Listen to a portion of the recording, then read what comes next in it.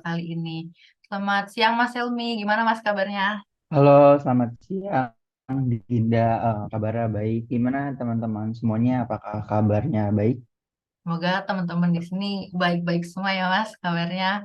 Alhamdulillah. Kalau Mas Helmi keadaannya baik ya Mas, semoga selalu dalam keadaan sehat. Oke, mungkin langsung aja nih kita mulai sesi pemaparan materi ya Mas dengan durasinya 30 menit yang akan di yang akan disampaikan oleh Mas Helmi secara langsung untuk nantinya dilanjutkan ke sesi tanya jawab. Langsung saja tanpa berpanjang lebar kepada Mas Helmi, saya persilahkan. Oke, mungkin bisa minta bantuan teman-teman panitia yang untuk share screen.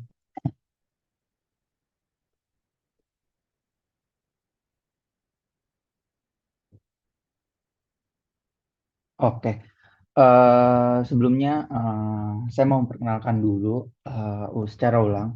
Perkenalkan, saya Helmi Alkatiri. Selamat siang teman-teman semua. Semoga dalam keadaan baik.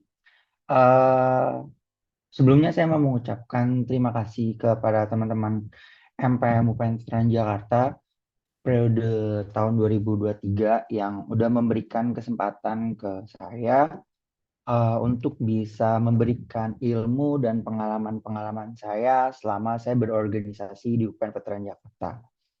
Eh, Pada siang hari ini saya akan lebih fokus ke organisasi legislatif yang dimana mungkin lebih berfokus ke di kampus, di ranah kampus. Karena kan sebelumnya udah ada pembicara yang mungkin lebih ke ranah negara. Oke, mungkin bisa di next. Yang saya ketahui kalau di kampus UPN Veteran Jakarta itu lembaga legislatif itu dibagi menjadi dua, yaitu Majelis Permusyawaratan Mahasiswa (MPM) itu sendiri, dan di ranah fakultas itu ada Senat Mahasiswa dan MPM fakultas, di mana sebuah organisasi lembaga legislatif mau di tingkat universitas ataupun di fakultas yaitu mempunyai masing-masing lembaga legislatif untuk pengawasan terhadap badan eksekutif ataupun mempunyai badan untuk membuat kebijakan ataupun peraturan-peraturan yang berlaku di ranah universitas ataupun fakultas. Mungkin bisa di next.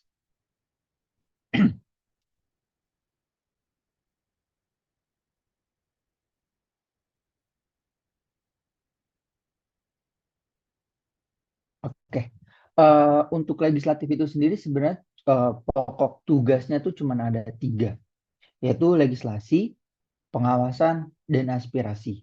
Karena lembaga legislatif itu mempunyai tiga pokok dalam berorganisasi tiga hal ini. Karena tiga hal ini adalah eh, bagian dari lembaga legislatif yang fungsinya itu mempunyai pengertian atau pembeda masing-masing. Mungkin bisa di next selanjutnya. Legislasi. Legislasi ini adalah sebuah badan, sebuah fungsi yang merancang dan membentuk aturan sesuai kedudukan serta melakukan dan memberikan kajian hukum terhadap peraturan maupun kebijakan.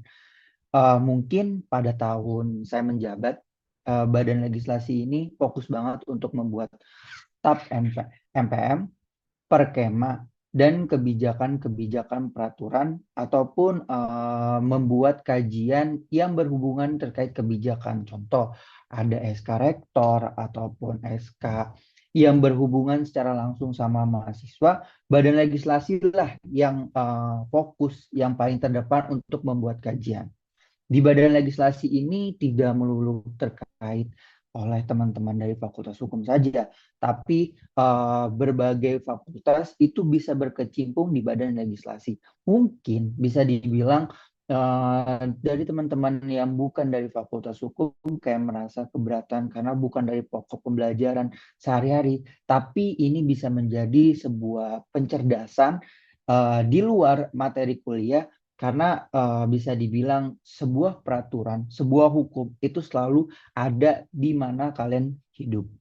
Jadi lembaga atau badan legislasi ini menjadi salah satu pokok fungsi dari lembaga legislatif itu sendiri.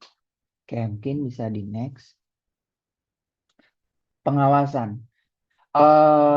Salah satu pokoknya yaitu pengawasan di mana lembaga legislatif itu mengawasi kinerja lembaga eksekutif. Kalau di kampus berarti MPM mengawasi badan eksekutif, di mana pengawasan ini terkait program kerja, kebijakan, dan budgeting dari lembaga eksekutif itu sendiri. Karena bisa dibilang sebuah lembaga itu, apalagi lembaga eksekutif yang secara langsung terjun punya program kerja, itu harus diawasi. Kenapa harus diawasi? Karena kita nggak tahu nih, sebuah program kerja itu outputnya, sebuah lembaga eksekutif ini outputnya keberadaannya tuh buat apa? Kita nggak mau dong lembaga eksekutif, badan eksekutif mahasiswa itu eh, berjalan sesuai atau keinginan dari ketua dan wakilnya aja. Tapi harus ada outputnya. Karena apa?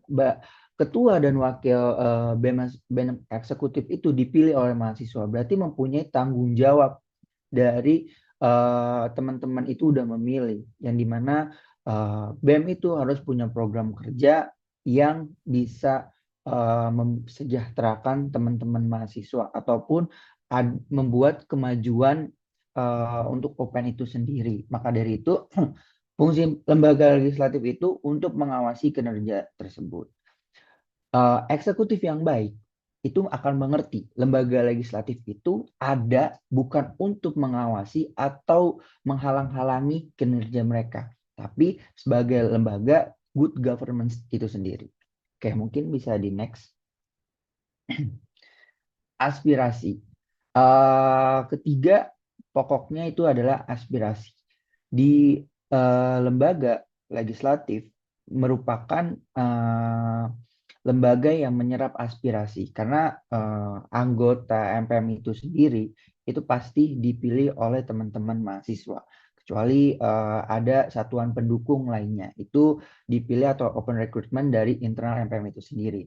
Teman-teman yang dipilih oleh mahasiswa harus membawa aspirasi, harus membawa kepentingan dari setiap dapil yang sudah memilih kalian, di mana fungsi aspirasi ini menyerap, menampung, merumuskan aspirasi mahasiswa mengenai aturan kemahasiswaan, pengawasan terhadap lembaga eksekutif, dan kelembagaan-kelembagaan yang relevan di lingkungan UPN Veteran Jakarta yang kemudian bisa disalurkan ke masing-masing ataupun disalurkan ke outputnya masing-masing. Kenapa seperti itu? Mungkin dari Mas William juga sebelumnya sudah menjelaskan ya. Kita itu seorang anggota dewan itu menjabat karena dipilih dan untuk melayani masyarakat. Itu untuk di tingkat negara. Untuk di tingkat kampus, berarti teman-teman melayani teman-teman mahasiswa ataupun teman-teman seangkatan kalian semua, yang dimana aspirasinya mungkin beragam ya. Ada yang dimana terkait fasilitas, terkait kebijakan, terkait hal-hal mungkin yang ya teman-teman itu bisa berikan outputnya. Contoh misalkan eh, ada yang ngerasa nih teman-teman mahasiswa itu badan eksekutif kita kok nggak punya program kerja olahraga ya. Pengen nih teman-teman mahasiswa itu nyampein ke badan eksekutif mahasiswa. Mungkin sudah disampaikan, tapi nggak ada output yang berarti. Maksudnya yang ada program kerjanya juga bisa diadukan ke teman-teman anggotanya untuk di-press atau di-push ke teman-teman badan eksekutif karena teman-teman anggota legislatif itu mempunyai hak di mana untuk melakukan penyaluran aspirasi. Maka dari itu teman-teman yang menjadi anggota itu wajib banget turun ke dapilnya masing-masing, turun untuk datang untuk menyerap aspirasi karena percuma juga kalau misalkan teman-teman menjabat sebagai anggota MPM ataupun menjabat sebagai badan legislatif, tapi tidak menyerap aspirasi untuk apa? Oke, mungkin bisa di next. Ini adalah menurut saya yang saya jalani selama menjabat kemarin. di mana lembaga legislatif itu adalah lembaga di dalam internalnya harus kolaborasi, di mana setiap komisi, badan, sekjen itu merupakan satu kesatuan, di mana setiap yang saya sebutkan tadi, misalkan contohlah saya mendapatkan aspirasi terkait komisi pengawasan, di mana badan eksekutif ini tidak kerja dengan baik. Pasti badan aspirasi akan menyalurkan ke komisi pengawasan untuk menegur badan eksekutifnya. Ataupun kayaknya teman-teman mahasiswa nih butuh ada aspirasi terkait kebijakan ataupun peraturan nih. Eh, Sebut aja dulu saya pernah ada di mana kejadian eh, BEM Fakultas Hukum itu ngerasa kalau warna merah saya ini dipakai di tingkat universitas.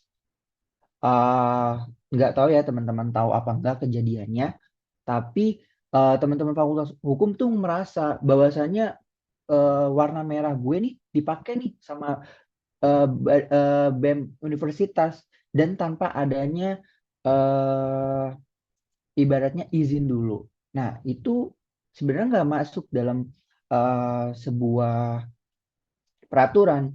Nah, dari Badan Aspirasi dialihkan ke Komisi Pengawasan untuk menegur BEM, dan Komisi Pengawasan eh, melakukan koordinasi ke Badan Legislasi untuk membuat peraturan yang bahwasannya Badan Eksekutif Mahasiswa itu harus punya identitas sendiri. Tidak boleh warna itu, warna alma mater atau PDH mereka itu warnanya sama dengan badan ataupun fakultas-fakultas lain. Maka dari itu, eh, yang saya bilang, kolaborasi, kerjasama di lembaga legislatif itu sangat kuat. Kalau untuk sekjen itu sendiri, pasti ya di mana-mana surat menyurat itu masuk dari sekjen. Kedua, humas itu pasti di bawah sekjen. Media informasi itu di bawah sekjen. Semua program kerja, badan legislasi, komisi pengawasan, badan aspirasi, pasti media informasinya, humasnya, penyebarannya itu dari sekjen. Makanya dari itu, uh, sorry.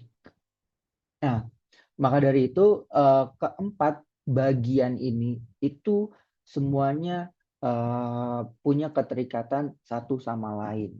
Makanya bisa dibilang lembaga legislatif itu di dalam internalnya itu sebagai kolaborasi. Oke, mungkin bisa di next.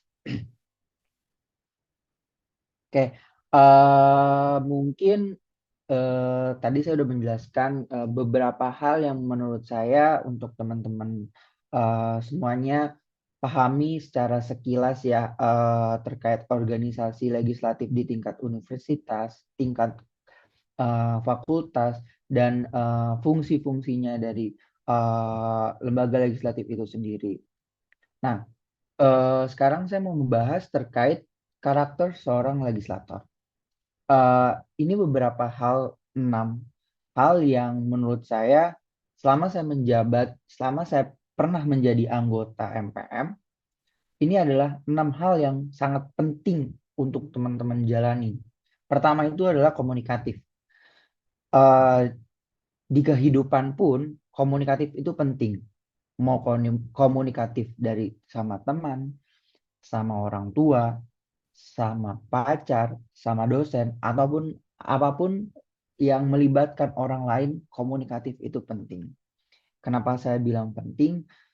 Karena eh, permasalahan itu, apalagi di sebuah kelembagaan, itu pasti ada, akan terjadi. Gimana caranya? Ya kita harus komunikatif. Kita harus bisa berbicara, berkomunikasi dengan lawan bicara kita, dengan bagaimana kita bisa mendengarkan, bagaimana kita bisa menyampaikan keluh kesah dan permasalahan kita. Makanya dari keenam ini yang paling penting dan paling pertama itu adalah komunikatif. Selanjutnya menurut saya seorang legislator itu adalah seorang yang mempunyai keterbukaan terhadap perspektif lain. Setiap manusia pasti sangat amat nggak terima ya kalau misalkan ide gagasannya itu diremehin ataupun dianggap kurang nih. Tuh, pasti setiap manusia nggak suka akan hal itu. Tapi eh, seorang legislator harus bisa legowo, terbuka terhadap perspektif lain. Mungkin kalian punya ide, mungkin kalian punya gagasan, tapi setiap ide dan gagasan pasti itu punya lubangnya masing-masing. Ada yang kurang. Makanya dari itu kita harus bisa mendengarkan perspektif, pandangan orang lain terhadap ide dan gagasan kita, ataupun sebaliknya, kita bisa memberikan pandangan atau perspektif lain terhadap ide dan gagasan orang lain. Makanya itu akan memunculkan sebuah gagasan, program kerja, ataupun output untuk mahasiswa yang bisa merangkul keinginan teman-teman mahasiswa lainnya. Lalu selanjutnya, integritas dan etika. Menurut saya pribadi ya, eh, integritas itu penting.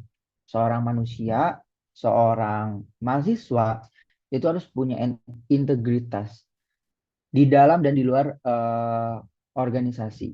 Jadi integritas itu harus ada di dalam diri kalian. Integritas itu adalah sebuah jalur ataupun prinsip kehidupan kalian. Kalian itu tuh mau ngapain sebagai legislator? Kalian itu mau ngapain terjun ke MPM? Integritas itu yang kalian harus punya dan etika. Seorang mau sepinter apapun, mau seorang secerdas apapun, etika itu paling penting. Etika terhadap lawan bicara kita, etika terhadap orang yang lebih tua dibandingkan kita, ataupun etika terhadap orang yang lebih muda daripada kita. Kita nggak boleh uh, punya sifat ataupun etika mentang-mentang dia ada di tingkat kita, dia anak baru, dia punya ide, dia punya gagasan, kalian gak mendengarkan, gak boleh kayak gitu. Etikanya, kalau kalian merasa, oh ide dia baik nih, ide dia ini bagus nih, kalian harus bisa mendengarkan dan apresiasi. Paling penting kalian harus mengapresiasi setiap ide dan gagasan dari setiap individu yang bisa memberikan sebuah motivasi ataupun sebuah ide dan gagasan. Jadi integritas dan etika ini satu kesatuan yang menurut saya terlepas dari seorang legislator itu adalah individu yang harus dimiliki dan ataupun sifat yang teman-teman harus miliki karena sepinter-pinternya kalian, sekeren-kerennya kalian nih, kalau kalian nggak punya integritas dan etika, itu akan menjadi sampah di kemudian hari. Selanjutnya, aspiratif.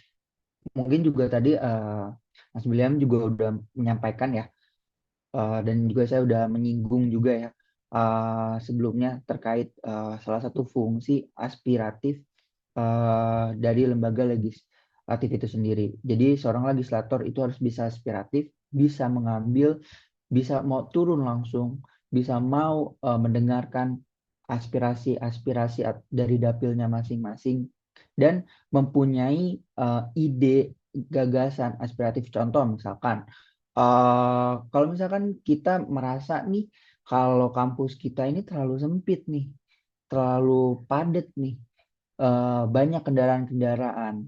Kita harus punya, itu aspirasinya udah ada nih dari teman-teman mahasiswa.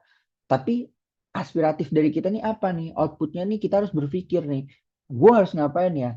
Ya buatlah ataupun buatlah audiensi sama rektorat bahwasanya kita mengurangi untuk teman-teman itu membawa kendaraan ke ranah kampus.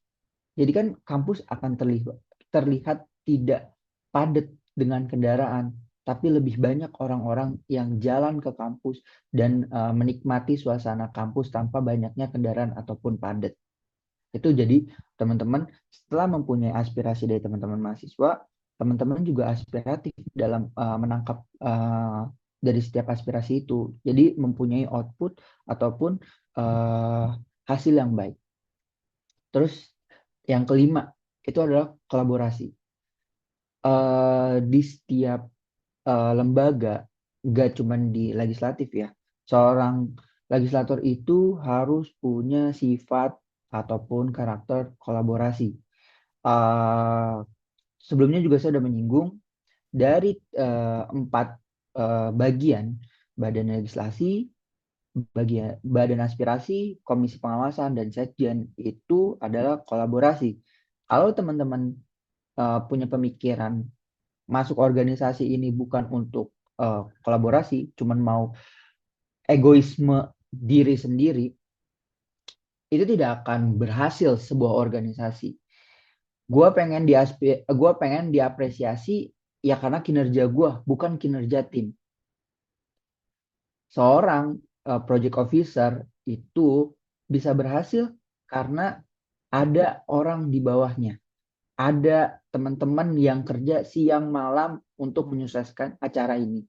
Jadi nggak cuman ketuanya doang nih yang diapresiasi, tapi teman-teman semuanya di bawahnya diapresiasi karena eh, kegiatan eh, apapun menurut saya di sebuah organisasi itu adalah sebuah kolaborasi, sebuah kerjasama untuk menyukseskan acara. Karena menurut saya juga, kalau misalkan kita kerja secara individu, itu belum tentu hasilnya bagus. Yang seperti saya bilang juga, sebuah ide, semua ide, gagasan pasti ada bolong-bolongnya. Kalau kita kolaborasi, kita bisa mendapatkan masukan dari A, B, C yang merangkum, membuat acara itu lebih baik. Mungkin acara itu nggak akan sempurna ya, karena memang pasti ada kritik dari hal lain lah. Pasti selalu ada kritik. Tapi kalau misalnya kita kolaborasi, kita akan bisa meminimalisir hal-hal tersebut. Dan yang terakhir, loyalitas. Seorang legislator, seorang anggota MPM, tenaga ahli MPM, ataupun satuan MPM, satuan kerja MPM itu harus mempunyai loyalitas dalam sebuah organisasi, sebuah keorganisasian, apalagi lembaga legislatif. Menurut saya, kalau teman-teman tujuannya untuk hanya senang-senang saja di dalam sebuah organisasi ataupun jadi seorang legislator hanya pengen senang-senang jabatan, gue organisasi di kampus nih, jabatan gue tinggi, kayak gitu, itu gak akan menemukan ataupun gak mempunyai jiwa loyalitas. Kalian kalau masuk ataupun menjadi seorang legislator, kalian tuh harus loyalitas. Yang pertama, kalian itu untuk anggota ya, kalian itu dipilih oleh teman-teman mahasiswa. Berarti teman-teman mahasiswa itu percaya sama kalian, kalian bisa membawa aspirasi, bisa membawa identitas setiap fakultas masing-masing yang akan disatukan di universitas dan membangun UPN ataupun membangun fakultas kalian masing-masing. Kalau kalian gak loyalitas, kalian di tengah jalan akan ngerasa kayak, aduh, gua kok gak ngerasa cocok nih, gua ngerasa kayak, aduh, gue lebih fokus yang lain aja deh, dan lain-lainnya. Kalau kalian gak merasa punya loyalitas yang tinggi terhadap organisasi, itu kalian gak akan bisa maju, gak akan bisa berkembang.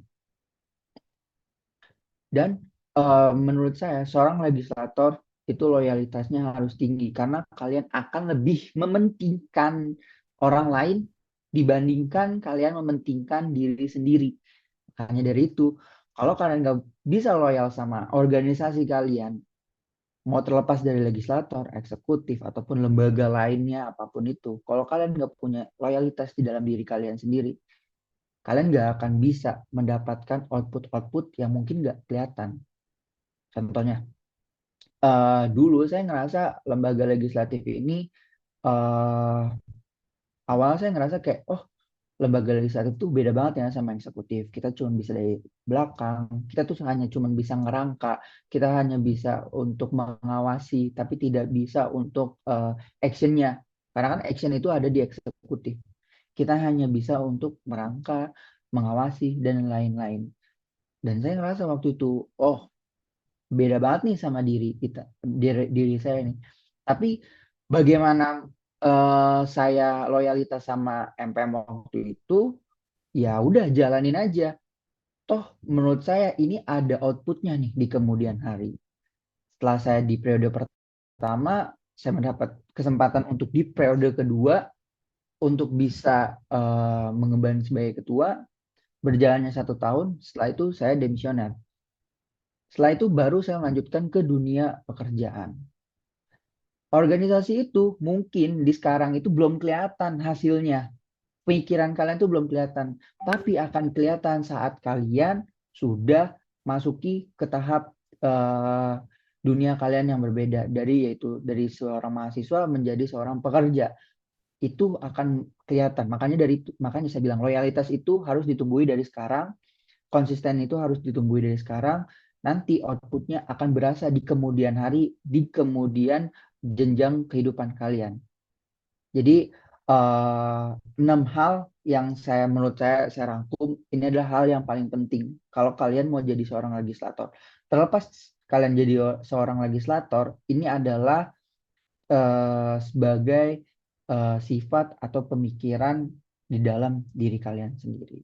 Oke, mungkin eh, di next.